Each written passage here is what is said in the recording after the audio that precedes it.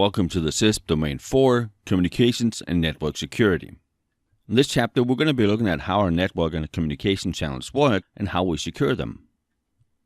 For me, by far, when I took my CISSP certification, this was the easiest domain because my background was networking. Whereas software development was something I had very little experience with, that's really where I needed to focus my studying.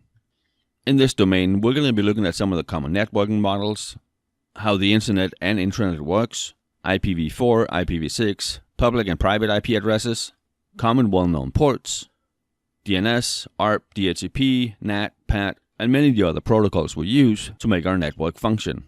We'll look at how we secure our communication both in our internal networks and over the internet. We're going to be covering some of the common attacks against our network and how we mitigate them. Then I'm going to look a little bit at different types of networking equipment, routers, switches, firewalls, cables, things like that.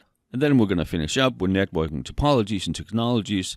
We're looking at LANs, WANs, and the topologies we set our networks up in, ring, star, mesh. In this section, we're also going to cover a little bit of how the networks have evolved, what we used to use, and what we use now. Domain 4, similar to Domain 3, is a very large domain as far as knowledge, and a medium-sized domain as far as how many questions we'll see on the exam from it. Let's dive in.